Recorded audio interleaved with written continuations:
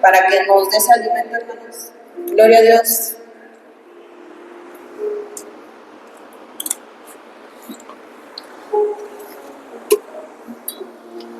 Dios les bendiga. ¿Cómo está la iglesia?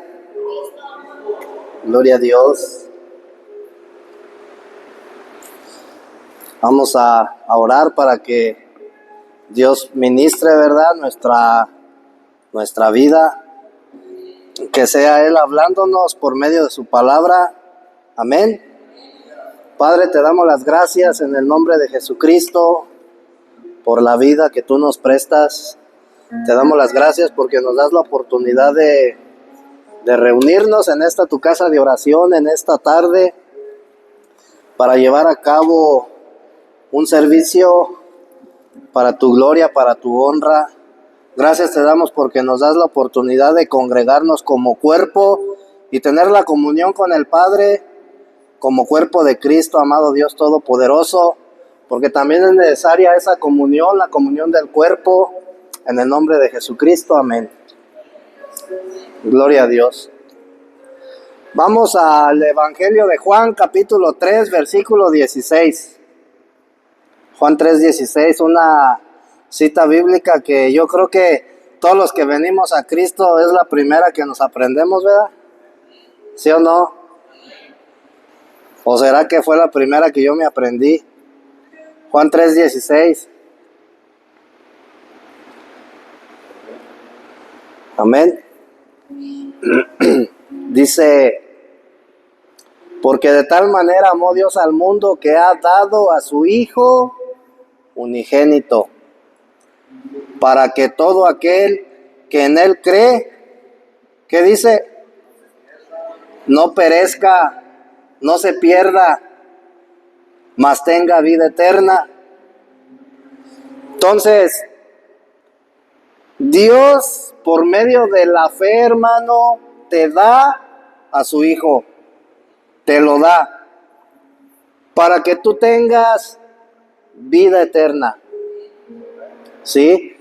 Y la vida eterna, hermano, se es dada únicamente al hombre por medio de Cristo, pero es importante saber qué es la vida eterna.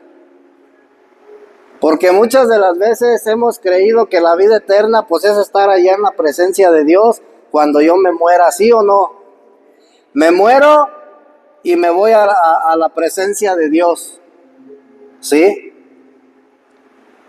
Entonces, nosotros, hermano, nuestro cuerpo es un cuerpo mortal, ¿verdad? Que dice la Escritura que el polvo al polvo regresa. El espíritu, hermano, es el aliento de vida que Dios depositó en cada uno de nosotros. Y cuando una persona muere, el espíritu regresa a Dios. No es el Espíritu Santo, el espíritu humano. Y el alma, hermano, es eterna. El alma es eterna. Tengas la vida eterna o no la tengas, el alma es eterna, ¿verdad? Ya sea para vida eterna o para condenación eterna.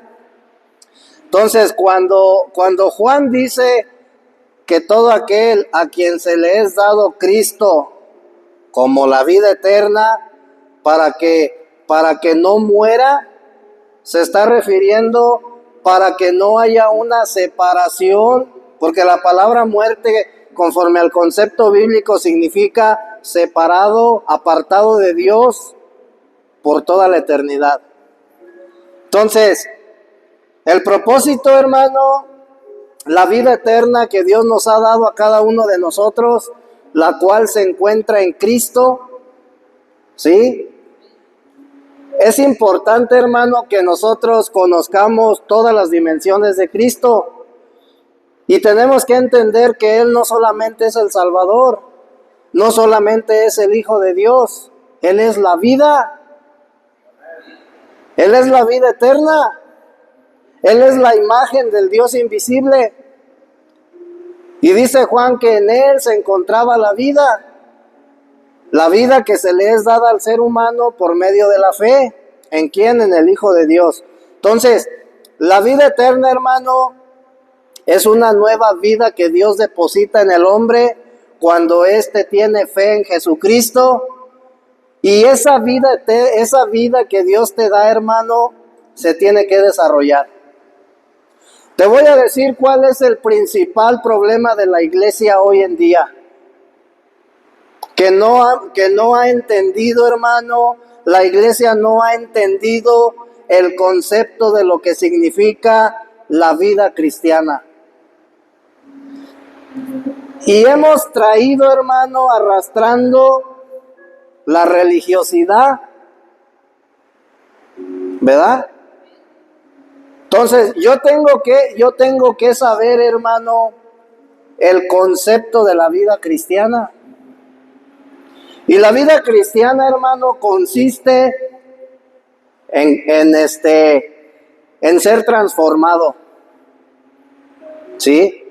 La vida cristiana, hermano, la vida espiritual consiste en un proceso que tiene que llevar el ser humano, un proceso que consiste de 3 etapas, ¿verdad? Y esas 3 etapas, hermanos, son fundamentales en nuestra vida espiritual para que el propósito de Dios se pueda cumplir en cada uno de nosotros. Entonces, yo le pregunto a la gente, le pregunto a la iglesia, ¿cuál es el propósito de Dios en tu vida? Porque en un principio a mí se me predicaba, Dios tiene grandes planes para ti. Dios tiene un propósito para ti. Y yo decía, el Señor me quiere usar, quiere que trabaje para la obra. Pero cuando la Biblia habla de que Dios tiene un plan y un propósito para el ser humano, no significa, hermano, que el plan y el propósito que Dios tiene para mí difiera del que tiene para ti. Es el mismo. Entonces, el plan y el propósito de Dios, dice Pablo, es que Cristo se forme en el creyente. Y ese es el propósito por el cual Dios llama al hombre. ¿Sí? Hemos tenido un concepto tan pequeño de lo que es la salvación, hermano, que yo te puedo asegurar que el día de hoy hay hermanos en Cristo que tienen años en el Evangelio y siguen luchando por su salvación. Entonces, el día de hoy, hermano, yo te quiero hablar de la salvación. Bíblicamente, ¿qué es la salvación y cómo es el proceso de la salvación? Amén. Entonces, Dios tiene que llevar a cabo su obra. ¿Y a quién le han dicho, hermano, que la obra que Dios empezó en ti, la va a terminar? A mí me lo dijeron. Dios empezó una obra en cada uno de nosotros, hermano. Pero ¿cuál es esa obra? ¿Cuál es la obra que Dios empezó? La obra de su salvación. ¿Sí? ¿Por qué Dios necesita llevar a cabo la obra en el hombre? Porque debido a que el hombre, ¿verdad?, dejó la posición que él tenía en el Edén y se corrompió, ¿verdad? Dios necesita entonces llevar a cabo en él su obra de salvación. Porque el propósito es que nosotros regresemos a nuestro estado original, el propósito es que regresemos a Dios. ¿Sí? Entonces, algo bien importante, dice la Escritura que por medio de un hombre entró el pecado al mundo. ¿Sí o no dice así? Y con el pecado que entró, la muerte. Entonces la paga del pecado es la muerte. ¿Qué significa muerte bíblicamente?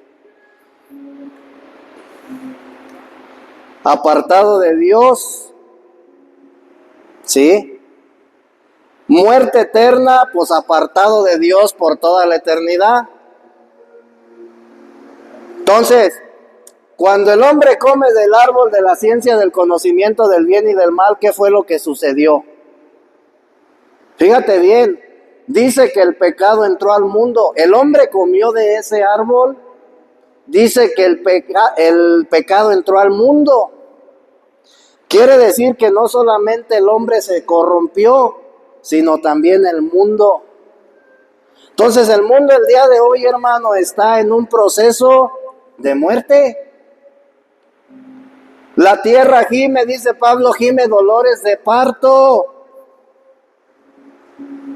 La tierra está corrompida.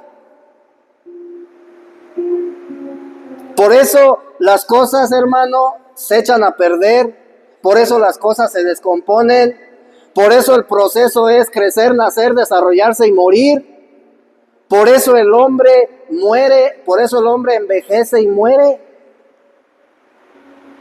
Porque en el momento en que entra el pecado al mundo, hermano, empieza un proceso de descomposición. Empieza el tiempo a transcurrir. Antes de que el hombre comiera de ese árbol, el hombre no envejecía. Entonces, gloria a Dios.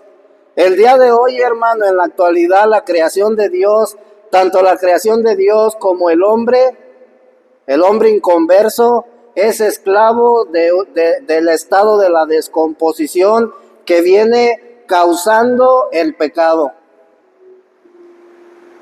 Amén. Entonces, la condición del hombre, hermano, en el Edén cambia.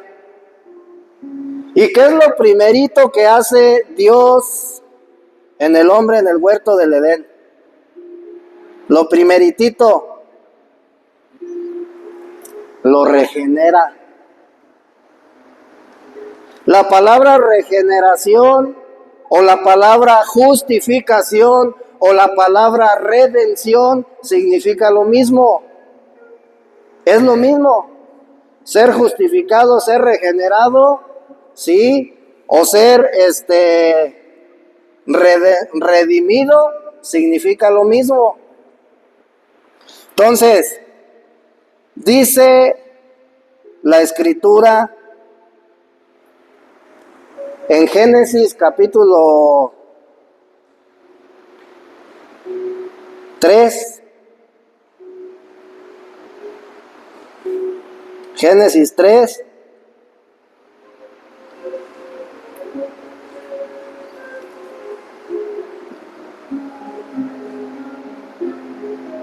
capítulo 7, capítulo 8. Una vez que el hombre come de este árbol, hermano, dice la Escritura que sus ojos fueron abiertos y fueron como Dios. Fíjate, fueron como Dios, conocedores del bien y del mal.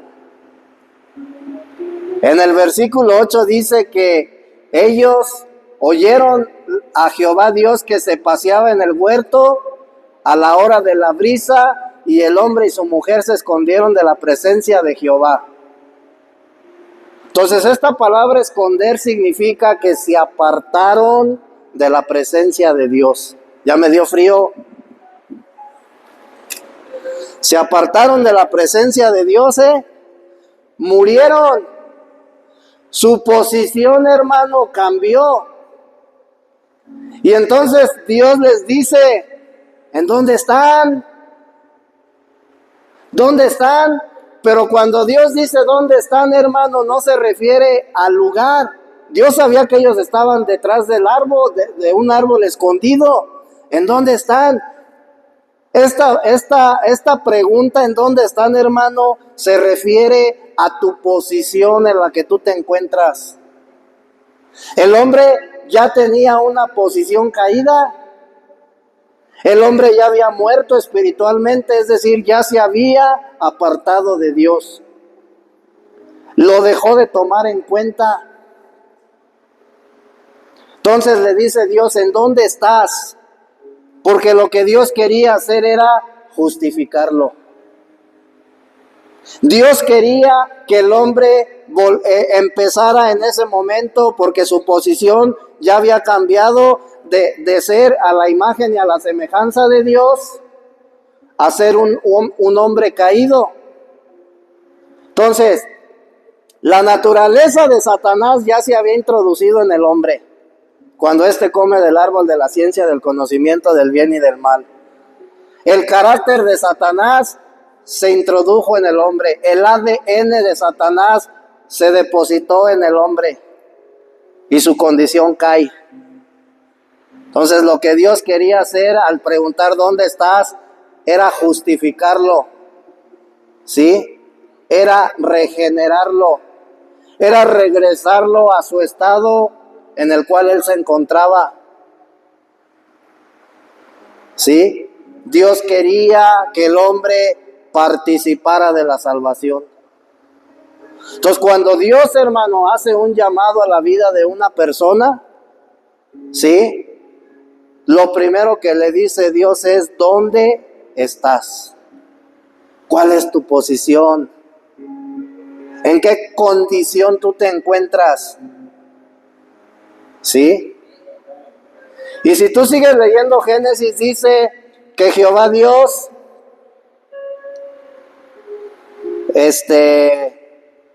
los vistió de pieles, porque ellos se habían vestido con hojas, las cuales representan las obras del hombre. Cuando el hombre quiere agradar a Dios por medio de sus obras, y Dios dijo: no, a mí eso no me gusta. Entonces hubo un sacrificio, tuvo que haber un sacrificio para que Dios pudiera justificar al hombre, tuvo que haber un derramamiento de sangre. Y Dios vistió de pieles a Adán y a Eva. Entonces, desde ahí Dios ya estaba mostrando la salvación. Desde Génesis Dios ya estaba mostrando lo que quería hacer con el hombre. Ahora, cuando nosotros, hermano, ya estamos en otro tiempo, ya estamos bajo la gracia, 6,000 años después, ¿sí? 6,000 y algo. Cuando Dios, hermano, hace un llamado a la vida del hombre inconverso, del hombre caído, lo primero que hace es justificarlo. La salvación, te pregunto, porque es importante saber, hermano, ¿la salvación se pierde o no se pierde? ¿Tú qué dices? A mí me enseñaron que sí se perdía. Yo crecí con esa enseñanza, pero a través de la Escritura, hermano, me di cuenta que la salvación no se puede perder. Te voy a decir por qué y ahorita lo vamos a ir viendo, ¿verdad? La salvación, para empezar, hermano, no es algo que Dios te da. ¿Qué dice Juan 3:16? Después de que dice que de tal manera Dios amó al mundo que dio a su Hijo. ¿Cómo lo dio? Como salvación. ¿Para qué? Para que todo aquel que crea en Él no se pierda, mas tenga vida eterna. Entonces, desde el momento en que tú creíste en el Hijo de Dios como Salvador, se te fue dado. Se te fue dado significa que tu posición de un ser caído cambió a la de un justificado, a la de un ser justo. Porque en ese momento Dios ya no te ve como un hombre caído. Dios, la visión de Dios hacia el hombre en ese momento ya no es la de un pecador, es la de un justo. ¿Sí? Entonces, la salvación, para empezar, hermano, no es algo, es alguien. La salvación es Cristo. Entonces, yo he creído en Cristo y Cristo se me fue dado para que yo no perezca y tenga vida eterna. Ahora, La salvación, hermano, consiste en dos etapas. ¿Sí? La primera etapa es la justificación. Cuando Dios justifica al hombre, ¿sí? La justificación, hermano, tiene que ver con tu espíritu. La segunda etapa de la salvación es la santificación o la transformación o la regeneración. Y esta tiene que ver con tu alma. Entonces una cosa es el espíritu y otra cosa es el alma. ¿Sí? Entonces, fíjate bien. La regeneración tiene que ver con mi espíritu, o la justificación o la redención. La santificación tiene que ver con mi alma, o la transformación. Santificación y transformación es lo mismo, tiene que ver con mi alma. Y la glorificación tiene que ver con mi cuerpo corrupto. ¿Dónde mora el pecado? En la carne, ¿verdad? Dice en el cuerpo. Entonces, fíjate bien. Primera de Tesalonicenses, capítulo 5, versículo 23. Dice que el mismo Dios de paz os santifique por completo.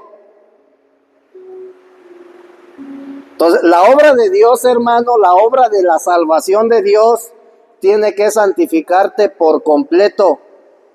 Y dice que nuestro espíritu, primeramente, después dice nuestra alma, en segundo lugar, y nuestro cuerpo, si te fijas, lleva un orden, en tercer lugar, sean guardados perfectos e irreprensibles para la venida de nuestro Señor Jesucristo.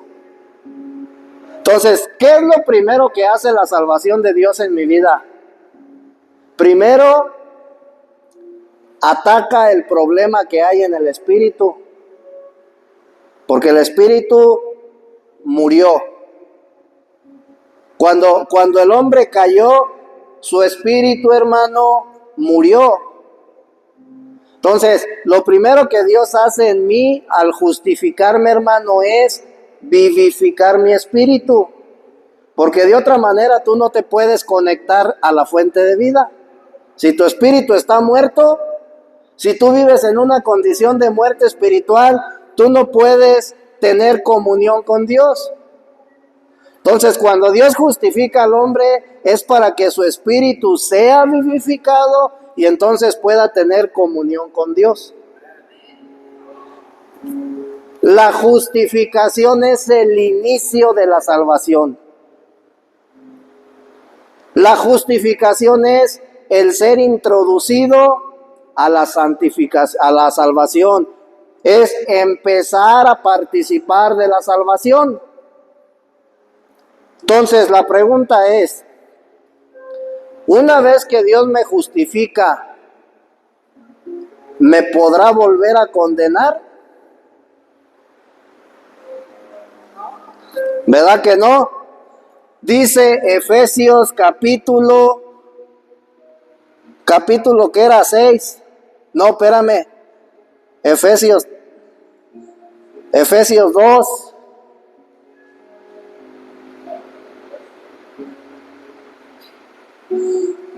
No, espérame, es Efesios 3. Ah, caray, espérame, a ver.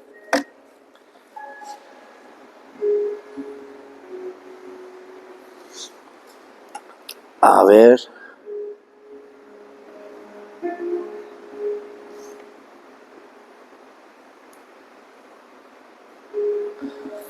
Perdón, hermano, es Romanos. Ando bien mal ya, ¿verdad?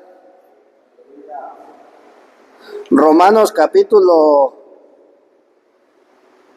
8.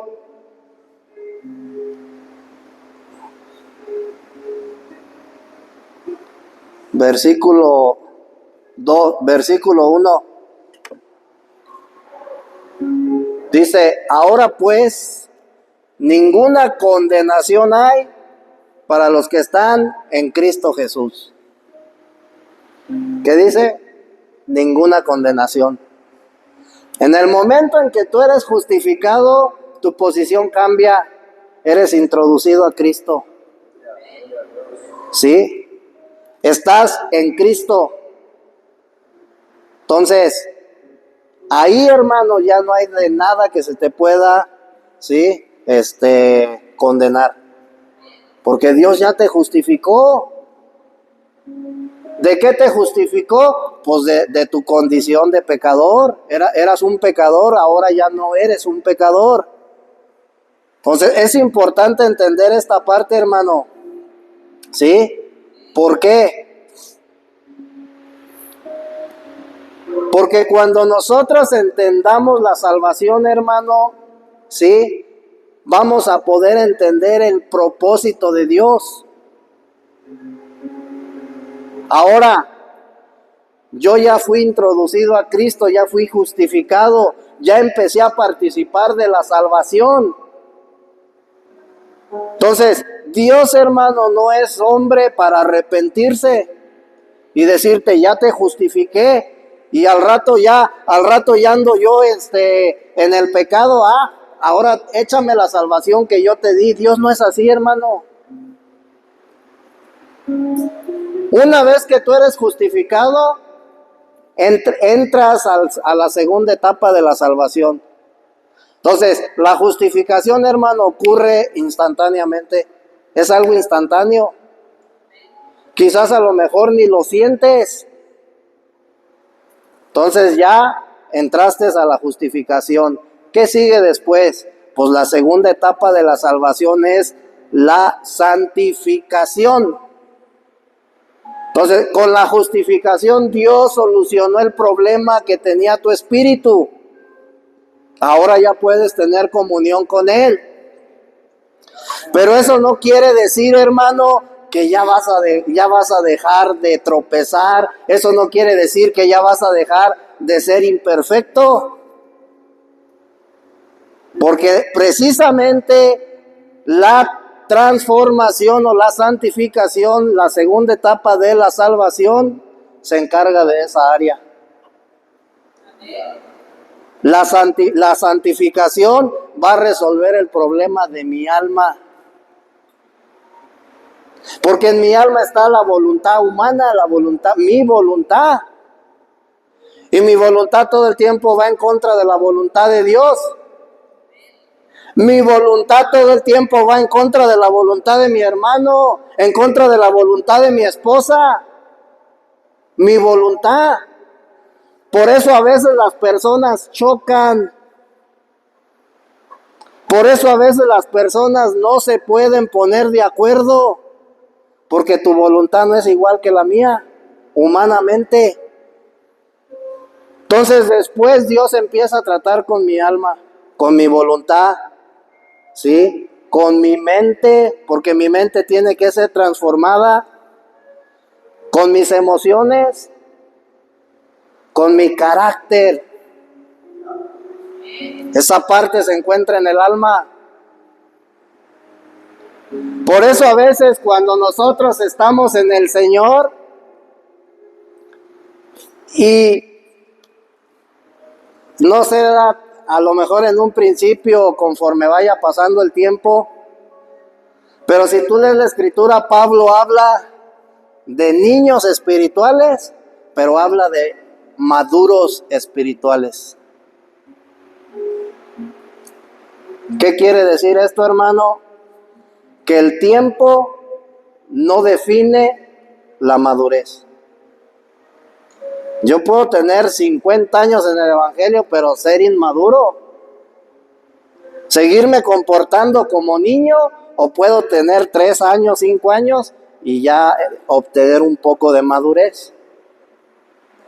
Entonces, la santificación, hermano, se encarga de que el hombre de Dios avance, crezca en su vida espiritual y vaya adquiriendo madurez.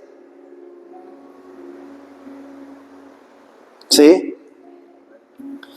Sí, sí se acuerdan cuando Pablo exhorta a los corintios, en Primera de Corintios, les metió una regañada y les dijo, ustedes aún, fíjate, eran cristianos ya, ustedes aún siguen siendo carnales, ¿sí? Por no decirles, son unos escuincles, son unos niños, porque habiendo entre ustedes aún celos y contiendas, ustedes son carnales, ¿sí?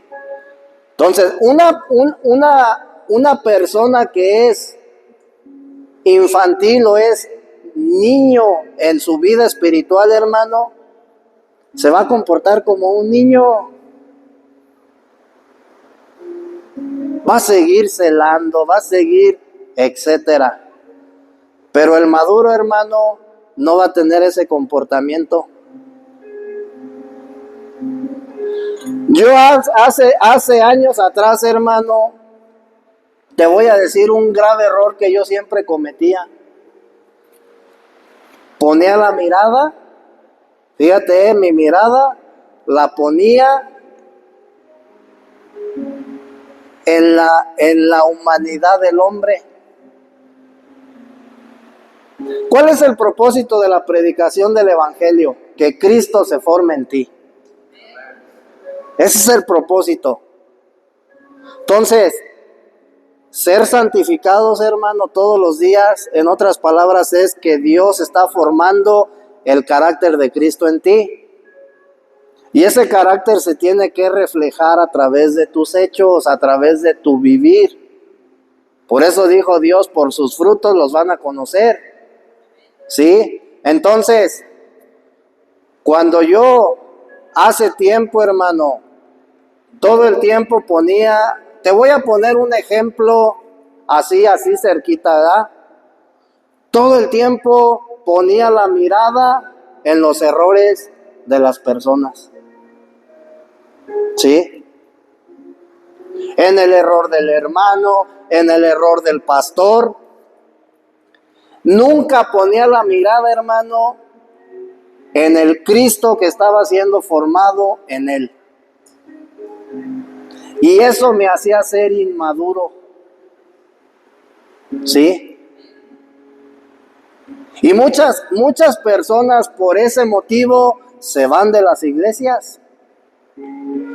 Tenemos que entender, hermano, que como cuerpo de Cristo, como iglesia, tenemos dos aspectos. Uno es el positivo, el otro es el negativo. En el aspecto negativo todos somos diferentes. Tú tienes unos errores, yo tengo otros. Tú la riegas de una manera, tú le fallas a Dios de una manera, yo de otra. Pero en el aspecto positivo, todos somos iguales y todos tenemos algo en común, a Cristo. En ti se está formando Cristo, en ti, en mí. La diferencia es, cada quien tiene una madurez, un crecimiento diferente, ¿verdad? Entonces, aquí lo importante, hermano, es que nosotros nos enseñemos a poner la mirada en Cristo, ¿sí? No en los errores del hermano, porque eso te va a llevar a contienda, ¿sí? Eso te va a llevar a no estar bien. A la iglesia le falta madurez, mucha madurez, hermano, ¿verdad? Entonces dice, ya vimos la justificación, ¿verdad? Entonces la justificación consiste del inicio de la obra de salvación de Dios. Y luego ya después que Dios soluciona el problema del espíritu, ahora sigue con el alma. Ahí es donde duele, ahí es donde sufro, ahí es donde no me gusta, ahí es donde a veces yo digo, no, Señor, pues ¿cómo crees? Entonces dijo el Señor Jesús, hermano, ¿quién quiere ser un seguidor de Cristo? Levante su mano. Pero sabes la responsabilidad que conlleva ser un seguidor de Jesús. Porque el que sigue hace lo mismo que va haciendo el de adelante. ¿Sí? Y Jesús dijo, hermano, todo aquel que quiera seguirme y ser mi discípulo. El discípulo es el alumno y el alumno hace lo que el maestro. Niéguese a sí mismo.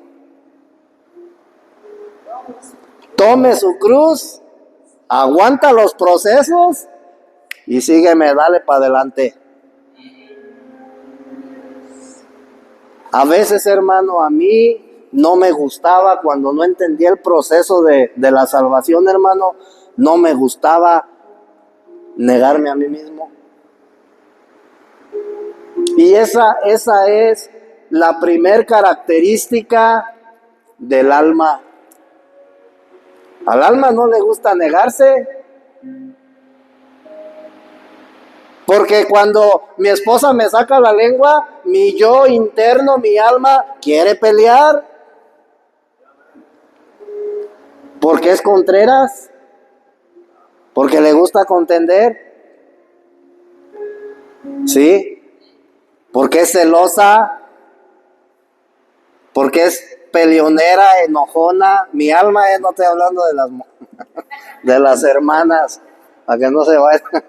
Mi alma.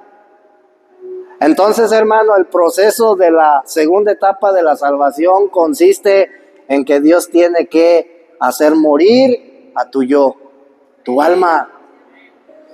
Por eso Él dijo, niégate. Es el primer requisito, negarte. No nomás negarte, echarte unas. No, niégate niégate a tu carácter. Yo era bien explosivo. Yo era, hermano, hombre,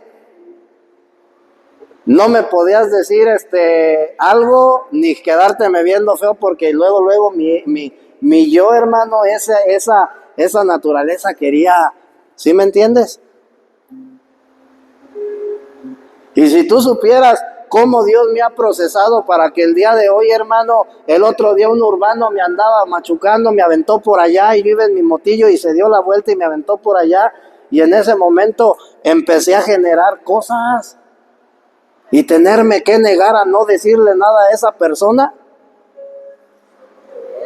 Me cuesta, a veces me cuesta, cuando no estoy de acuerdo con mi esposa, negarme a no decirle nada, hermano, me cuesta.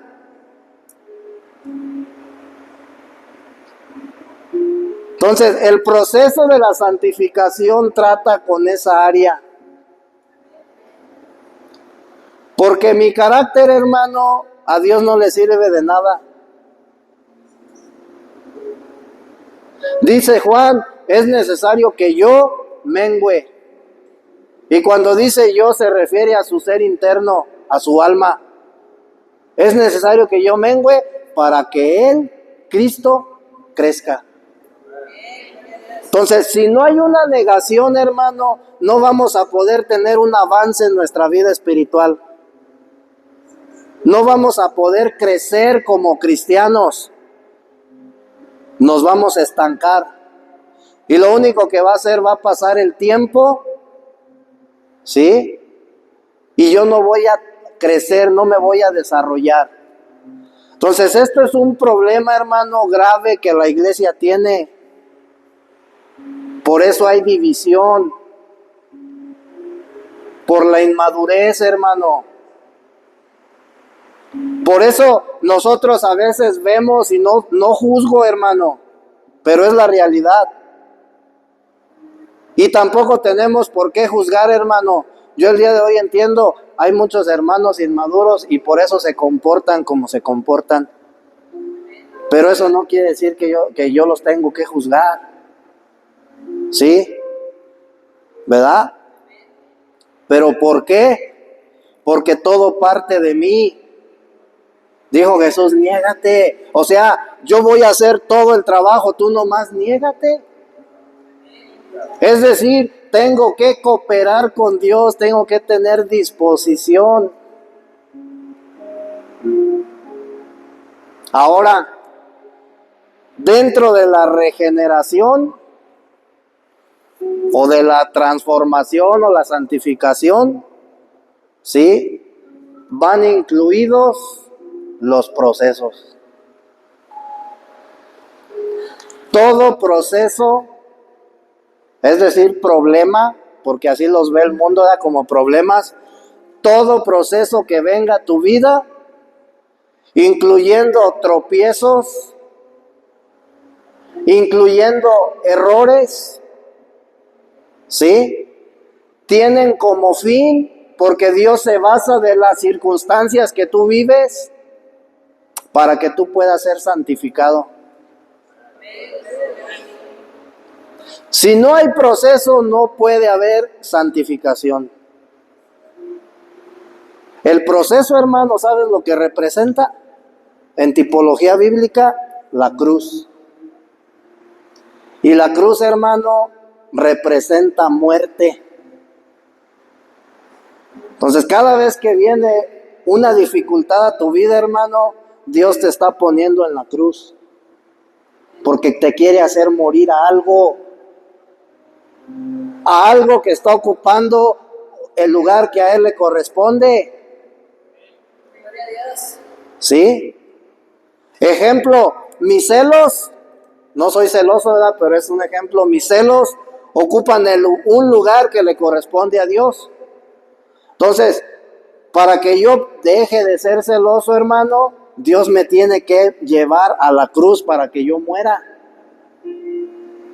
Tengo que entender que Dios no te va a decir, ay, te voy a procesar para quitarte lo celoso, no.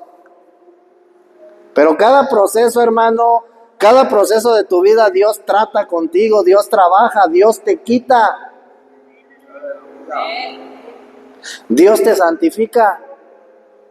Porque el propósito de la santificación es que tú vivas en santidad. ¿Sí? Y quiero que entendamos que vivir en santidad no significa ya no le fallo a Dios, ya no tropiezo, ya no cometo errores, no, hermano. Tenemos un concepto equivocado de lo que es la santificación. Vivir en santidad, hermano, es vivir, ¿sí?, el resultado del proceso. Pero no quiere decir que ya no vas a fallar. ¿Sí? Quizás ya dejaste de decir groserías, Dios ya santificó tu boca. ¿Sí? Pero no quiere decir que ya no vas a cometer errores. Estamos en un proceso. Este proceso, hermano, dura toda la vida.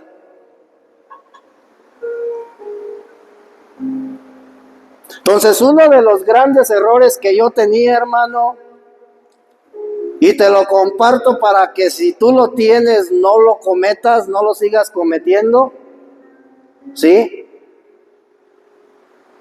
No quieras, hermano, te lo digo porque aquí hay parejas, no quieras que tu pareja cambie de un día para otro. Porque entonces, ¿sabes qué te diría el Señor? Primero cambia tú. Hermano, ¿en serio? No quieras que los hermanos, hermano, si eres pastor, predicador, no quieras que ellos cambien de un día para otro.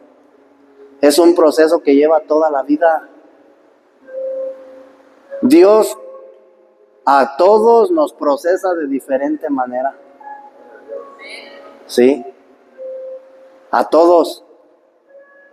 Pero el propósito del proceso siempre es el mismo, santificarte. Y ser santificado es que Cristo, porque cuando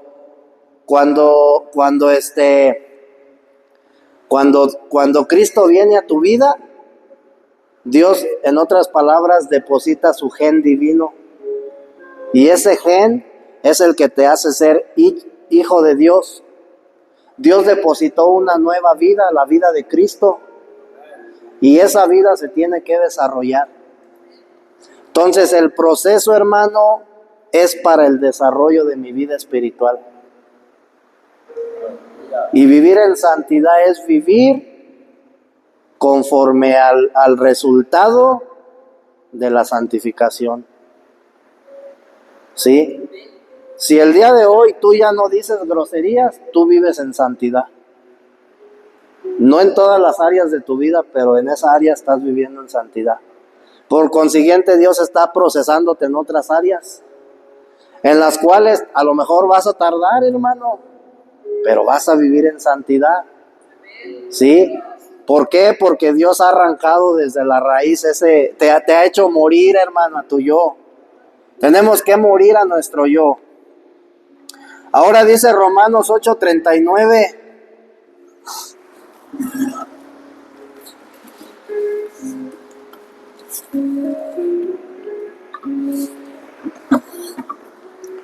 Y a los que predestinó, a estos también llamó, y a los que llamó, a estos también justificó. Entonces resuelve el problema del espíritu. Y a los que justificó, a estos también dice glorificó. Entonces entre la justificación y la glorificación se encuentra la etapa de santificación. Amén. Ahora, ¿por qué nosotros, hermano, tenemos que pasar el proceso de la salvación? ¿Por qué? Porque la meta de Dios, hermano, una vez que te llama, si tú te das cuenta, es que tú seas glorificado. Y esta parte tiene que ser con mi cuerpo. ¿Sí? Entonces, la glorificación, hermano, ¿en qué momento inicia la glorificación? Nadie ha llegado a la etapa de la glorificación si no es hasta que muere, o en otro caso, cuando Cristo venga por su iglesia. ¿Sí? Porque ser glorificado, hermano, significa que este cuerpo carnal tiene que morir. Y Dios, hermano, cuando dice Pablo para ser glorificados, en otras palabras está diciendo que se te va a ser entregado un cuerpo glorioso, un cuerpo espiritual. Ejemplo, cuando Jesús muere, hermano, Él murió en su cuerpo humano, ¿verdad? Porque Él era hombre, humanamente era hombre, ¿sí? Pero en su interior Él tenía la divinidad de Dios. Entonces, cuando Él muere, hermano, en la cruz, su cuerpo murió. Y luego dice la Escritura que resucitó. ¿Sí o no dice así? Entonces, cuando Él resucitó, hermano, ya no resucitó en un cuerpo humano, sino en un cuerpo glorioso, un cuerpo espiritual. ¿Sí? Porque este cuerpo, hermano, no puede entrar a la presencia de Dios. ¿Sí? Entonces, el Señor Jesús tenía que ascender al cielo. Y no podía hacerlo en un cuerpo humano. Tenía que ser en un cuerpo espiritual, un cuerpo glorioso. Amén. Gloria a Dios. Amén. Entonces, vamos ya para terminar.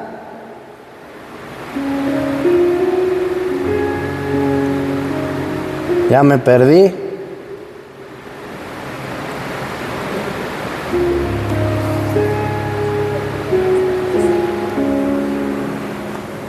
La glorificación, hermano, es la culminación o es el fin de la salvación. Entonces, date cuenta que la salvación primeramente lleva un orden y un proceso. ¿Sí? Ahora, la glorificación es cuando Dios le entrega al hombre un cuerpo glorioso. Dice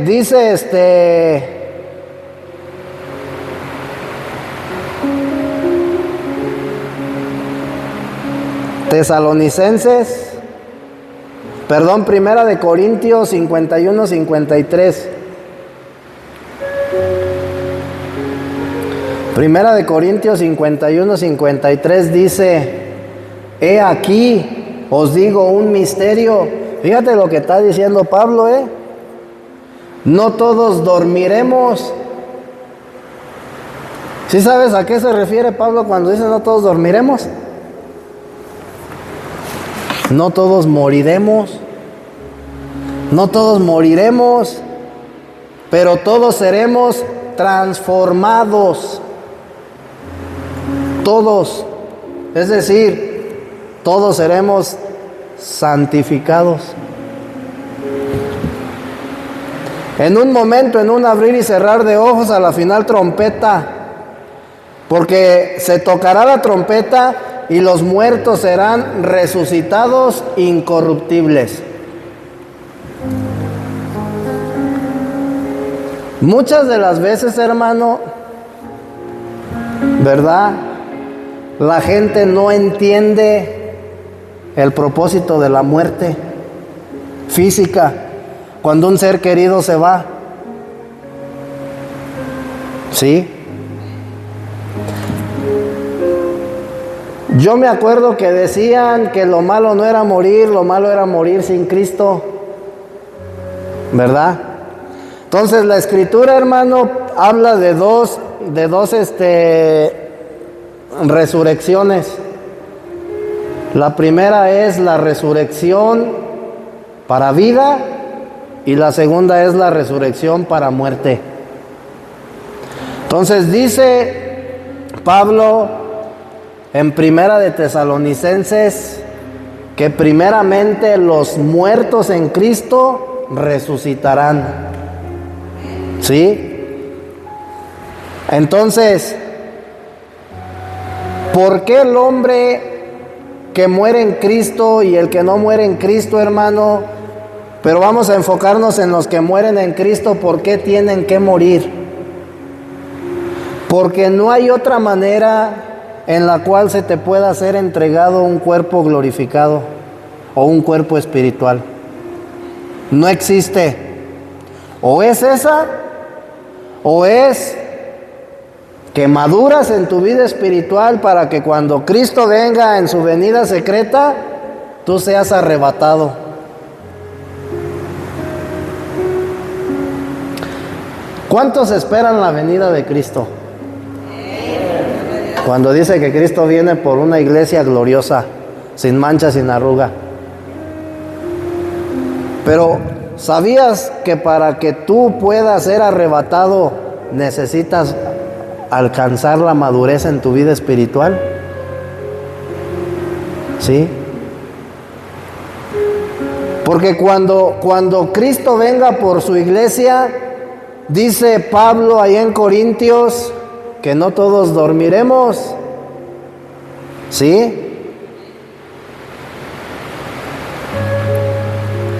No todos dormiremos, pero todos seremos transformados en un momento, es decir, en instantes, en un abrir y cerrar de ojos, en un parpadeo. A la final trompeta, porque se tocará la trompeta y los muertos serán resucitados incorruptibles. Es decir, con un cuerpo espiritual. Y nosotros seremos transfigurados, dice Pablo. Es decir, los que estemos vivos, pero no todos, seremos transfigurados. Es decir, este cuerpo se va a convertir en un cuerpo espiritual, en un abrir y cerrar de ojos para encontrarse con el Señor en las nubes. ¿Sí? Entonces, ese remanente de cristianos que maduró en su vida espiritual es el que no va a experimentar la muerte. En un abrir y cerrar de ojos su cuerpo va a ser transfigurado. ¿Sí? Mira, hermano, ¿por qué es bien importante que nosotros entendamos el proceso de la salvación? Porque cuando tú entiendas el proceso de la salvación, te vas a dar cuenta que no te puedes perder. Es imposible que te pierdas. ¿Sí? La obra que Dios empezó la va a terminar. Y se refiere a la obra de salvación. Ahora, es importante, hermano, que entienda el proceso de salvación para que yo empiece a crecer en mi vida espiritual. Si realmente yo quiero irme con el Señor, hermano, en esta venida, tengo que madurar. De lo contrario, ¿qué va a suceder? Me quedo en la tierra. ¿Me pierdo? No me pierdo. Sí, pero tengo que pagar un precio, hermano. Entonces, todos los cristianos, hermano, que no se fueron en la venida del Señor, que no fueron arrebatados, no pierden la salvación. Dice Apocalipsis, fíjate, ya para terminar, 24.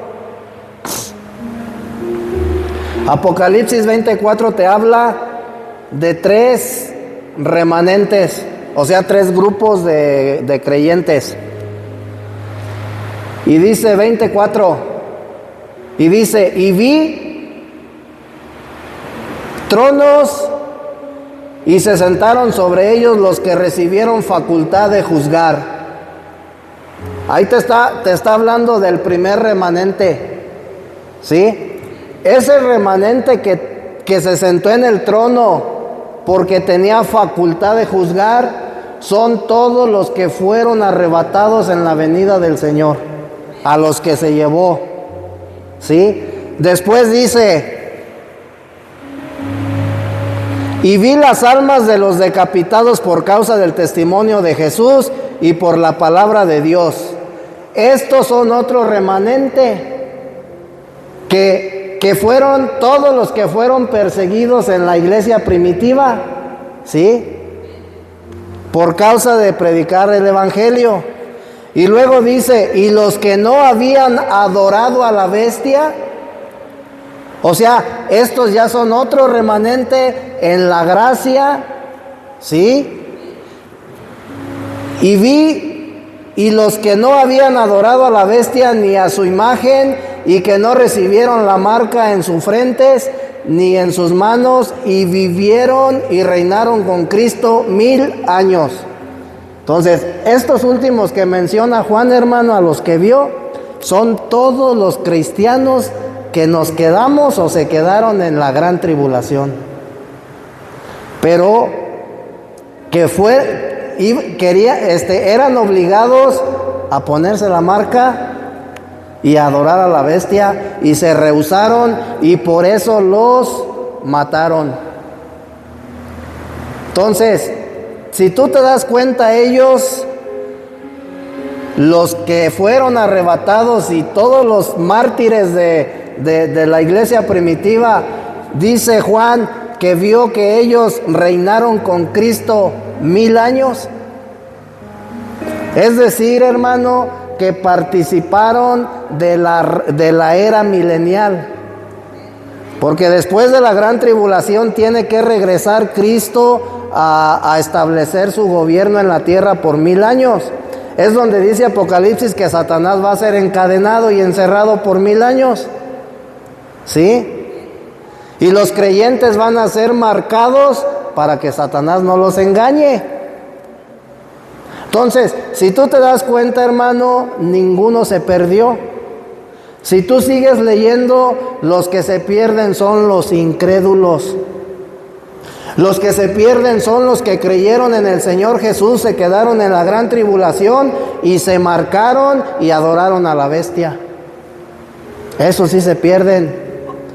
Porque todos esos incrédulos y los que se marcaron y adoraron a la bestia van a resucitar en la segunda resurrección, la que es para condenación eterna. Entonces, conclusión, hermano, 1, la salvación no se pierde. Esta es una verdad divina, una verdad divina que fue sembrada desde Génesis y a través de toda la Escritura hasta Apocalipsis, hermano, se sigue revelando. ¿Sí? Entonces, si yo bueno, esto no quiere decir que tú puedes vivir como se te dé la gana. Va a haber una consecuencia, ¿sí? Entonces, tenemos que sujetarnos a la palabra de Dios, tenemos que ser obedientes, tenemos que esforzarnos, iglesia, en crecer, en desarrollarnos espiritualmente. Eso es lo más importante, eso es por lo que tú tienes que luchar todos los días. Cuando dice la Escritura, esfuérzate y sé valiente, esfuérzate, porque el madurar, hermano, sí, conlleva esfuerzo. Tenemos que esforzarnos para que nosotros podamos ser coronados, ¿sí? Cuando Pablo dice, no es que ya lo haya alcanzado, sino que no mirando atrás, prosigo hacia la meta del supremo llamamiento para poder adquirir la corona de justicia que se me fue preparada. Pero no se estaba refiriendo a la salvación, se estaba refiriendo a un premio que Dios le iba a dar por haberse esforzado, por ser un vencedor, hermano. Y este premio era participar de las bodas del Cordero y participar del reino milenial de Cristo en la tierra, que es por lo que tenemos que esforzarnos, participar de las bodas y participar del reino, del gobierno milenial de Cristo. Amén, gloria a Dios. No alcanza el tiempo, hermano, porque esto es muy profundo, pero es importante, pues, a mí que más me gustaría darles un estudio bien profundo de esto, pero sí, el tiempo es muy corto. Pero vamos a esforzarnos, ¿verdad? Vamos a darle gracias a Dios porque nos dio la oportunidad de estar en este servicio. Gracias por sus vidas y yo quiero hacerle la invitación al hermano Dimas que nos despida con una oración, por favor. Véngase, hermano.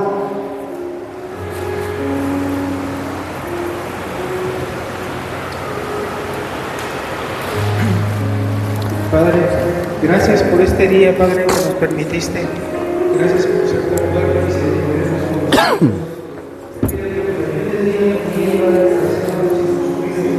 obedientes. Ayúdanos, Padre, a tu espíritu que esté con nosotros, Padre. Ayúdanos con nuestras debilidades a cada uno de nosotros.